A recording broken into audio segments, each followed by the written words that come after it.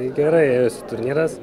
Tai nelabai čia svarbu, kai buvo turnyro pradžioje, svarbiausia, kad dabar jau, kai nedaug žaidėjų yra, tai turiu gana didelį steką, ką tik dar laimėjau huge potą su eisiais, tai nežinau, čia jau gal bus aprašytas tas handas. Na tai ir tiek. Na tai kaip sakiau, turnyro pradžioje dar dariau ten nemažai klaidų, ypač pirmą dieną ir antrą dieną irgi abejotinai lošiau, o nuo trečios dienos tai manau pakankamai gerai žaidžiu. Mane kažkiek net nustebino, kad čia pakankamai silpnas likusių žaidėjų fieldas, nors žmonių mažiau negu 20, bet dar labai daug silpnų žaidėjų. Tiesą pasakius, gerų tokių žaidėjų netgi mažiau, manau, negu silpnų.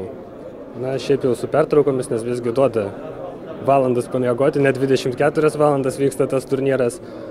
Na, tai tik pirmą dieną EPT turnyruose būna gana didelis krūvis, nes 11 lygių, man atrodo, dabar jau tiksliai nepamenu, o po to krinta tas krūvis ir jau paskutinė 4 diena tai jau visai nedaug buvo to žaidimo.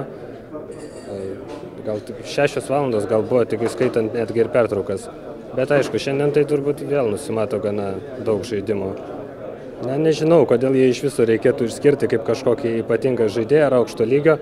Čia dažniausiai žaidėjai, kurie yra nepatyrę ir jų dažniausiai pažinimas remiasi matytais video tokiais kaip high stakes poker ir taip toliau, ir jie galvoja, kad jeigu žmogus ten ateina pažaisti, greitai prataško tą bainą ar kitą, tai reiškia, kad jis yra aukšto lygio žaidėjas ir turi daug pinigų. Iš tikrųjų tai taip nėra ir čia, manau, vienas iš tų atvejų, o ypač hold'em turnyruose, tai aš čia prie silpnesnių žaidėjų skaitau išlikusių. Na, aš tai tokiais skaičiavimais neužsiimu, nes kai prasidėjo, kai jau sprogo burbulas ir žmonės pateko į TM, tai labai didelio skirtumo iš esmės nėra nuo ten final table iki main cash'o. Gal net ten final table paskutiniai prizai nėra tokie labai ypatingi.